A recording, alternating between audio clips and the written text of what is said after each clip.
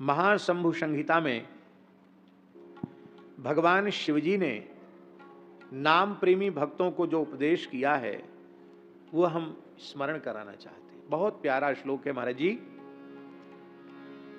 ये जो भगवान नाम है, श्री हरि नाम है, श्री राम नाम है, श्री कृष्ण नाम है, ये क्या है? परम भागवत महाभागवत शिवजी वर्णन कर रहे हैं।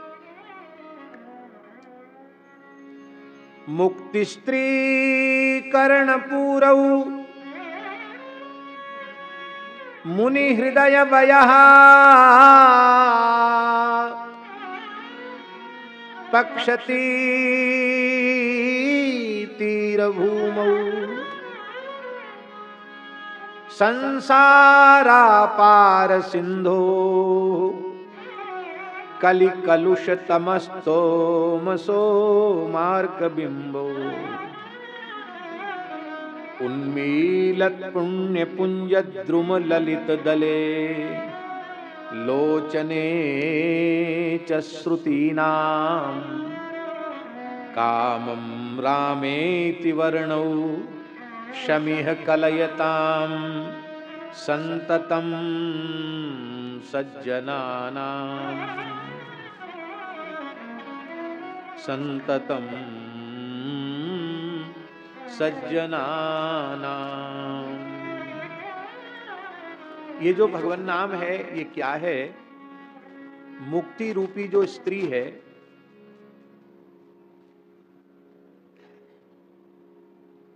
उसके दोनों कानों का कुंडल है श्री राम नाम, श्री हरि नाम। इसका तात्पर्य क्या है? मुक्ति रूपी स्त्री का कर्ण फूल है, कानों के कुंडल हैं राम नाम। इसका अर्थ है कि सौभाग्यवती माताओं के सौभाग्य का द्योतक है कुंडल। इसका तात्पर्य है कि नाम संबंध यदि नहीं है तो मुक्ति भी विधवा के समान है, वो जीव का कल्याण नहीं कर सकती। संसार चक्र से, अविद्या माया से, विकारों से, कली के दोषों से मुक्ति उसी की होगी जो हरिनाम का अनन्य भाव से आश्रय लेगा। और सब साधन करे किंतु नाम साधन पर जोर न हो तो सब कुछ किया कराया भी व्यर्थ हो जाएगा। और कुछ बने न बने, केवल नाम के प्रति अपना संपूर्ण समर्पण हो तो बिना ज्ञान कर्म, बिना ज्ञान योग, बिना कर्म योग, बिना भक्ति योग के केवल और केवल नाम योग से वह जीव अविद्या माया से मुक्त हो जाएगा, संस्कृति के चक्र से छूट जाएगा। ये तात्पर्य है भगवान शिव के कहने का कि मुक्ति रूपी स्त्री के सौभाग्य का द्योतक है राम नाम, उनके कुंडल हैं श्री राम नाम। और कैसा है? मतलब यह है कि विधवा के समान वह अदर्शनीय अशोभनीय है मुक्ति जिसमें श्री राम नाम न हो। तात्पर्य है कि इसलिए साधक को प्रत्येक अवस्था में नाम का रटन करना चाहिए। अब राम नाम, कृष्ण नाम, हरि नाम में कितने वर्ण हैं? 2। हरि, कृष्ण, राम, 2 वर्ण हैं। ये 2 वर्ण क्या हैं? बोलिए, जो ऋषि मुनि महात्मा है ना महाराज जी, ऋषि मुनि, ये ऋषि मुनि उनका हृदय ही पक्षी है। ऋषि मुनियों का, वैष्णवों का, प्रेमियों का, रसिकों का, संतों का हृदय माने अंतःकरण यही पक्षी है। और पक्षी के पंख न हो तो, पक्षी के पंख न हो तो क्या पक्षी उड़ सकता है? बिना पंख के पक्षी नहीं उड़ सकता। इसका तात्पर्य है कि इन ऋषि मुनि महात्मा रसिक प्रेमी सिद्ध संत, इनका अंतःकरण पक्षी है। और पक्षी के 2 पंख होते हैं, एक पंख है रकार, दूसरा पंख है मकार। एक पंख है हकार और दूसरा पंख है ऋकार। एक पंख है ककार और दूसरा पंख है नकार। हरि नाम, राम नाम, कृष्ण नाम, ये महात्माओं के अंतःकरण रूपी पक्षी का के 2 पंख हैं। और इन पंखों की विशेषता क्या है?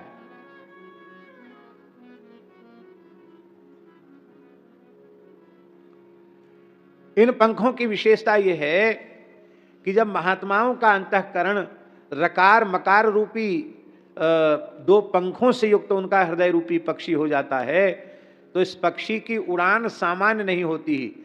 ये पक्षी सीधे गोलोक तक उड़ के जाता है, ये पक्षी सीधे साकेत तक उड़कर जाता है, ये पक्षी सीधे वैकुंठ तक उड़ करके जाता है। इसका तात्पर्य है महात्माओं का अंतःकरण रूपी पक्षी रकार मकार दो पंखों को लगा करके श्री ठाकुर जी के चरणों तक की उड़ान भर लेता है। इसका तात्पर्य है हम अपने अंतःकरण रूपी पक्षी के दो पंख लगाना चाहते हो तो श्री राम नाम, श्री कृष्ण नाम, श्री हरि नाम का आश्रय हम लोग ले लें। इसका तात्पर्य है कि अंतःकरण में भगवत भाव का जागरण, अंतःकरण में भगवत दर्शन की व्याकुलता, भगवत प्राप्ति की व्याकुलता, ये बिना राम नाम के जप के जगेगी नहीं। ये बात बिल्कुल पक्की है, सत्य है, इसमें किसी भी प्रकार का कोई संदेह नहीं है। इसलिए अन्य अन्य साधन जीवन पर्यंत करते रहो, केवल राम नाम का यदि आपने आश्रय नहीं लिया तो शरीर संसार से वैराग्य, भगवान के प्रति अनुराग और भगवत दर्शन की व्याकुलता, ये बिना हरि नाम के आश्रय के तो जग ही नहीं सकती। अब ये विचार करना चाहिए, जो लोग नाम का आश्रय लेकर के पड़े हैं उन्हें यह विचार करना चाहिए कि हमारी व्याकुलता कितनी बड़ी है भगवान के दर्शन के लिए। इसका अर्थ ये मत लगा लेना कि अब तक का किया हुआ नाम व्यर्थ चला गया। धोखे से भी प्रसंगवश एक बार हरिनाम जो जिह्वा से उच्चरित हो गया है वह भी महाप्रलय तक भी नष्ट होने वाला नहीं है। प्रत्येक नाम का जप अक्षय है, किंतु उसकी अनुभूति तो हमको होनी चाहिए। अनुभूति कैसे होगी?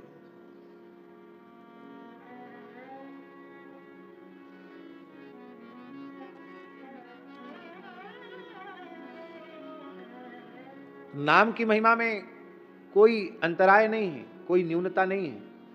नाम जपने की जो पद्धति है उस पद्धति का हम आदर नहीं कर रहे हैं। नहीं तो नाम के आश्रय से तत्क्षण शरीर संसार से तीव्र वैराग्य और भगवत चरणारविंद में प्रतिक्षण वर्धमान अनुराग प्रकट होता है। और जब अनुराग प्रकट होता है तो फिर तो दर्शन को नैना तपे, वचन सुनन को कान, मिलिवे को हीरा तपे, जिए के जीवन प्राण। फिर अहर्निश भगवत दर्शन की व्याकुलता उत्पन्न हो जाती है। फिर भरत जी के समान देखे बिन रघुनाथ पद, जिए की जरनी न जाए, ये भाव भीतर से जग जाता है। आप लोग कहेंगे फिर पद्धति क्या है? हम नाम ले रहे हैं, नाम जपते जपते रूखी रूखी माला भी चिकनी हो गई, चमकने लग गई, और कितने घंटे से इतनी माला जपते हैं, कितने वर्षों से जपते चले आ रहे हैं, लेकिन जो प्रेम प्रकट होना चाहिए था वो प्रेम प्रकट नहीं हुआ। क्या कारण है? इसका विचार नामाश्रयी भक्तों को अवश्य करना चाहिए। और इसका संकेत श्रीमन महाप्रभु जी अत्यंत कृपा पूर्वक बता रहे हैं।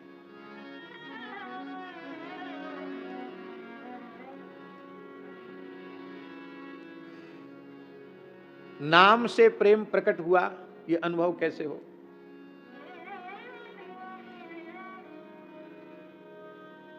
नाम का फल क्या है? ये नाम के फल का उपदेश है महाप्रभु जी के द्वारा। नयनम गलदश्रुधारया, वदनम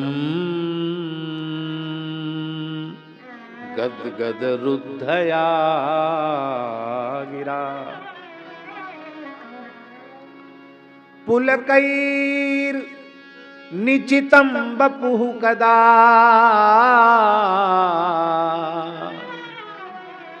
तव नाम ग्रहणे भविष्यति। आपका नाम लेते ही ऐसी अवस्था हे नाथ हमारी कब होगी?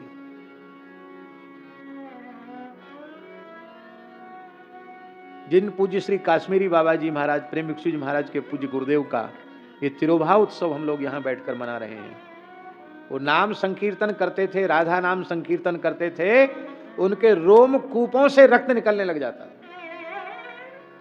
ऐसी प्रेम की उत्कट दशा उनके शरीर में प्रकट होती थी। हम उनसे यही मांगे कि हे प्रेमावतार, हे श्री प्रेम मूर्ति, नाम प्रेम की एक सूक्ष्म कणिका हम लोगों को प्रदान कर दें, हम लोगों का वृंदावन वास सफल हो जाए, हम लोगों का मनुष्य जन्म सफल हो जाए। हे नाथ, हमारे जीवन में वह भाग्यशाली क्षण कब आएगा जब नयनम गलदश्रुधारया, आपके नाम का उच्चारण करते ही हमारे नेत्रों से अविरल अश्रु प्रवाह चलने लग जाएगा। बदनम गद गद रुद्धया गिरा, हृदय प्रेम से इतना द्रवित हो जाएगा कि हृदय भर आएगा, कंठ भर आएगा, भर्राए हुए कंठ से नाम निकलेगा। प्रत्यक्ष दर्शन तो हम लोगों ने प्रेम भिक्षु जी महाराज का नहीं किया, लेकिन उनकी एक पुरानी सी एक छोटी सी वीडियो का हमने दर्शन किया, उनके कीर्तन का कैसेट में श्रवण किया। कीर्तन नहीं, लगता है कोई आर्तनाद कर रहा हो। यह बदनम गद गद रुद्धया गिरा। पहले से वो उतने क्लिप निकाल के रखो, तो अभी कीर्तन सुनाएंगे प्रेम भिक्षु जी महाराज का, निकाल के रखो उसको। बदनम गद गद रुद्धया गिरा, और क्या पुलकैर निचितम बपु, आपके नाम का श्रवण करते ही, नाम का उच्चारण करते ही शरीर में रोमांच हो जाएगा। कब ऐसा अवसर आएगा कि आपके नाम स्मरण करते ही, नाम श्रवण करते ही नेत्रों से अविरल अश्रुधारा, हृदय भराएगा, कंठ भराएगा, और कब हमारे शरीर में रोमांच हो जाएगा। और ये बात पक्की समझिए बिहारी लाल जी, ये अवस्था आते ही सर्वत्र भगवत दर्शन होने लग जाता है। उसका एक बड़ा सूक्ष्म रहस्य है, सबके बीच में कहने योग्य नहीं है, लेकिन कह देते हैं। भगवान के सर्वगत, सर्वरूप, सर्वमय स्वरूप की अनुभूति में सबसे बड़ी बाधा क्या है? शरीर संसार का अध्यास, शरीर संसार की स्मृति, यही सर्वगत, सर्वरूप, सर्वमय भगवान के साक्षात्कार में बाधक बन रही है। इसलिए इस प्रेम की अवस्था के उदित होते ही शरीर संसार की विस्मृति हो जाएगी, और पूर्ण विस्मृति होते ही जिधर नजर पड़ेगी उधर प्रियतम ही दिखाई पड़ेगी। गोपियों को ये दशा होती तो सर्वत्र कृष्ण दिखाई पड़ते हैं, ठाकुर जी को ये दशा होती तो सर्वत्र राधा रानी दिखाई पड़ती हैं।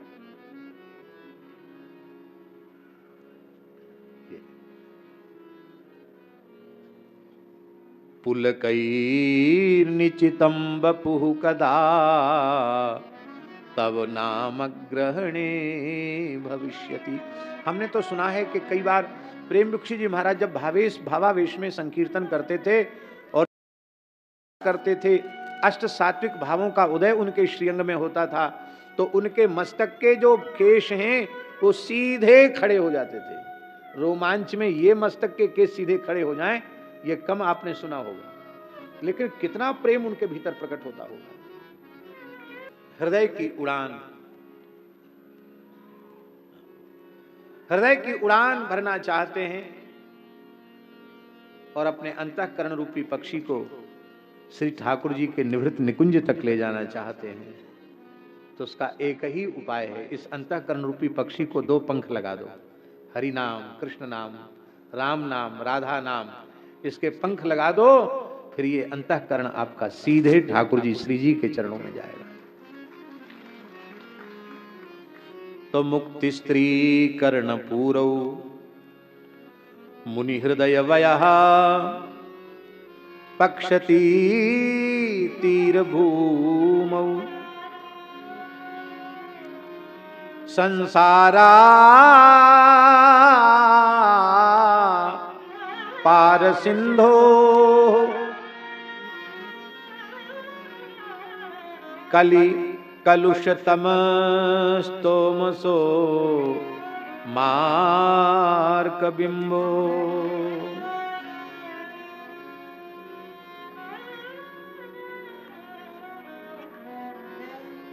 ये कितने कल्पों से, कितने युगों से, कितने जन्मों से ये जीव अपार संसार सागर में पड़ा हुआ है, थपेड़े खा रहा है। समुद्र नहीं, कोई बहुत विशाल नदी हो। अभी इस समय यमुना जी में बहुत जल है, खूब जल है। रात्रि को भी हम यमुना जी गए थे। हाँ, 2 बजे रात को यमुना जी गए थे प्रणाम करने, यमुना जी को आचमन करने। कहाँ तक यमुना जी आई हैं, दर्शन करने गए थे। अब तो सुनते हैं कि शायद 3 लाख क्यूसेक पानी और छोड़ा जाने वाला है, यह छोड़ दिया गया है। तो हो सकता है यमुना जी ज्ञान गुदरी में आ जाए। और जब यमुना जी ज्ञान गुदरी में आ जाती हैं तो महापर्व हो जाता है। यमुना जी तो परम पवित्र है, पर ज्ञान गुदरी की रज लेने जब यमुना जी आ जाती हैं, ज्ञान गुदरी में इतना इतना जल जब यमुना जी का हो जाता है हमारे मोहल्ले में, तब फिर भूमंडल के समस्त तीर्थ ज्ञान गुदरी में गोता लगाने आते हैं। पुरानी परंपरा तो रही है कि वृंदावन के ठाकुर भी आते थे ज्ञान गुदरी का में यमुना जी का पूजन करने। अपने मलुक पीठ के ठाकुर जी भी जाते हैं नौका में विराजमान होकर के। तो हम समझते हैं शायद 3 लाख क्यूसेक पानी छोड़ने पर यहाँ तक आ जाए पानी। तो इतनी बाढ़ की यमुना जी हों, गंगा जी हों, सरयू जी हों, आप भले ही तैरना जानते हो और आप तैरते तैरते महाराज जी थक जाएं, दम फूलने लग जाए और आपको समझ में आए कि भैया किनारा तो दिख नहीं रहा है, बीच धार में आ गए, जिस किनारे से चले थे न तो वो किनारा दिख रहा है और जिस किनारे पर पहुंचना है वो किनारा भी नहीं दिख रहा है। आप भले ही तैरना जानते हैं, लेकिन आपको जब किनारे दिखना बंद हो जाएंगे तो आप घबरा करके ही प्राण त्याग देंगे, डूब जाएंगे। ज्यादातर डूबते जो लोग हैं वो तैरने वाले ही डूबते हैं, न तैरने वाले वो तो जाते ही नहीं पानी में। जिनको तैरना नहीं आता वो तो पानी में जाएंगे नहीं, तो क्यों डूबेंगे। डूबते वही हैं प्रायः जिनको तैरने का ज्यादा शौक होता है, वही हो कूद गए, लंगोटा कस लिया, कूद गए नदी में, फिर घबरा गए तो फिर हाल खराब। अब तो हम थोड़ा बचते हैं, नहीं तो महाराज भयंकर श्री गंगा जी चढ़ी हुई थी और 1 महीने की कथा हो रही थी शुकताल में। इनमें से कोई नहीं था, उनमें था कोई उस समय का साक्षी है कोई। और हम लोग सवेरे सवेरे घूमने गए, अपने राम, गोरीलाल कुंज वाले महाराज जी और गोलोक धाम वाले महाराज जी, पूज्य श्री स्वामी गोपाल शरण देवाचार्य जी महाराज। तो गोरेलाल जी वाले भी जल के प्रेमी हैं और गोपाल शरण देवाचार्य जी महाराज गोलोक धाम वाले महाराज जी भी जल के प्रेमी हैं, पर विशेष प्रेमी अपने राम है। वो गंगा जी का जल, वो बाढ़ की गंगा जी। आप थे योगेंद्र जी? नहीं थे, नहीं थे। 2010 की बात है कि 16 की बात। तो महाराज जी क्या हुआ कि पुल से छू रही थी गंगा जी और हम पुल से ही कूद गए, गंगा जी में कूद गए, छलांग लगा दी।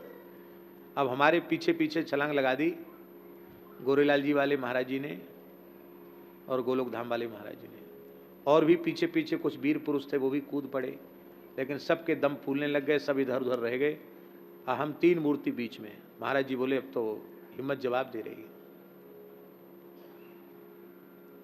बोले अरे आपने क्या किया, आपके पीछे हम लोग भी कूद गए। गोलोक धाम वाले महाराज बोले तो गंगा जी का तो कोई पारावारी नहीं, कोई किनारा नहीं दिख रहा है। मैंने कहा ऐसा करो, घबराओ बिल्कुल मत, गंगा जी की शरण हो जाओ, हाथ पैर हिलाना भी बंद कर दो, जहाँ बह रही है बहने दो, डूबेगा नहीं शरीर। जिसकी शरण हो जाओगे वही लाज रखेगा, गंगा जी की शरण हो जाओ।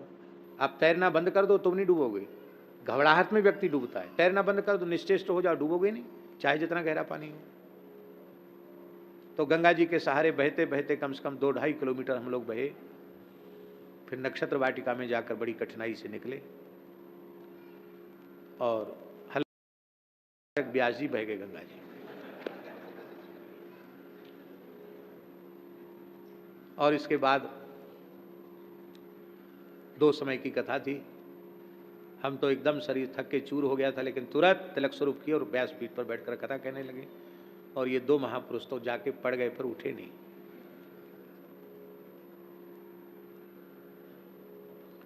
आपको तैरना आता है, फिर भी किनारे न दिखें तो घबराहट होती है। और ये कोई तालाब नहीं है, ये कोई नदी नहीं है, यह है भव सागर। क्या है?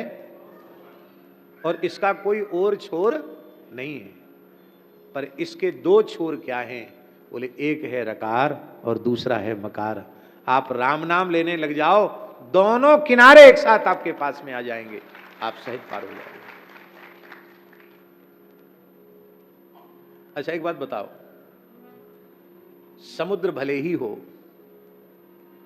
पर उसमें जहाज की जरूरत तब पड़ेगी जब जल हो, और सूखा समुद्र हो तो जहाज की जरूरत है? जहां समुद्र की जगह वहां रेत उड़ रही हो तो जहाज की, नौका की क्या आवश्यकता? फिर तैरने की आवश्यकता है? इसी को गोस्वामी जी ने कहा नाम वंदना में, नाम लेत भव सिंधु नाम लेत भव सिंधु सुखाही, करहु विचार सुजन मन माही, करहु विचार सुजन मन माही। मन में विचार करो कि तुम्हें नौका की जरूरत नहीं पड़ेगी, जहाज की जरूरत नहीं पड़ेगी, चले जाओगे, नाम लेत भव सिंधु सुखाही, भव सिंधु सूख जाएगा। तो इस भव सिंधु के दो किनारे हैं राम नाम, रकार और मकार, ये दो किनारे हैं। और क्या है राम नाम? बोले ये जो कलयुग है ना, कलि कलुष तमः, ये कली का जो कलुष है, पाप है, यही भयंकर अंधकार है। इस अंधकार के शमन के लिए, ये अंधकार के नाश के लिए तो ये सूर्य है, और ताप की निवृत्ति के लिए चंद्र है। दोनों की आवश्यकता है। अंधकार की निवृत्ति के लिए सूर्य की आवश्यकता है, और भयंकर जेठ की दोपहरी में जो तपन हुई है, भयंकर लपट चल रही है, लू चल रही है, उस ताप की निवृत्ति के लिए पूर्णिमा के चंद्रमा की जरूरत है। तो रकार यदि सूर्य है तो मकार चंद्रमा है, हकार यदि सूर्य है तो रिकार चंद्रमा है, ककार यदि सूर्य है तो नकार चंद्रमा है। ये हरि नाम, राम नाम, कृष्ण नाम, यही सूर्य चंद्र है। अर्थात इनका आश्रय जब साधक ले लेता है तो उसके जीवन में कलयुग का अंधकार नहीं रहता और अविद्या का पाप ताप संताप नहीं रहता है, कोई तपन नहीं रहती। और ये कैसा है? उन्मीलत पुण्य पुंज द्रुमललित दले लोचने च श्रुतीनाम।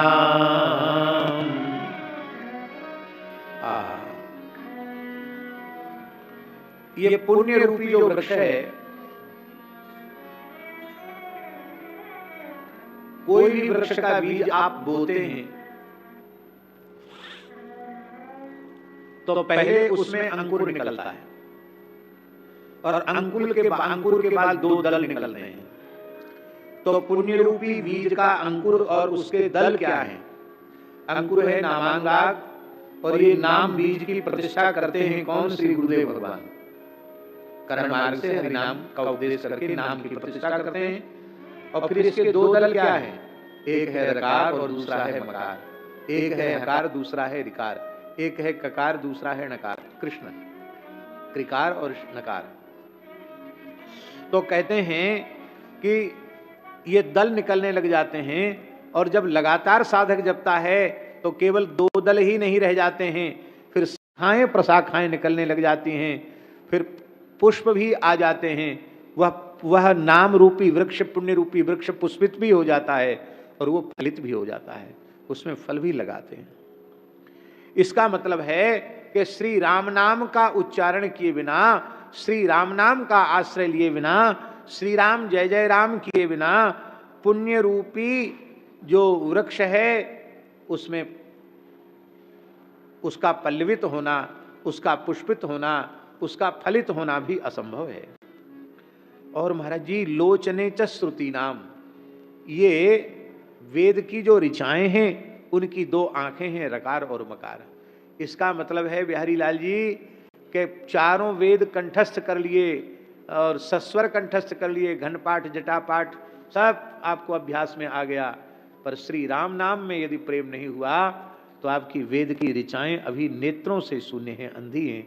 ये श्रुतियों के लोचन है राम नाम, हरि नाम, कृष्ण नाम, राम नाम, ये वेद की ऋचाओं की आंखें हैं। हाँ, क्या कहना। इसका तात्पर्य है कि जैसे बिना आंखों के कुछ दिखाई नहीं पड़ता, ऐसे ही बिना नाम के वेदों का रहस्य भी समझ में आने वाला नहीं है। राम नाम के सहारे ही वेद में सब कुछ आपको समझ में आएगा। बिना राम नाम के वेद भी अंधे हैं, तो इसका मतलब है जब वेद अंधे हैं तो बिना नाम जपे खाली वेद पढ़ने से भी कुछ होने वाला नहीं है।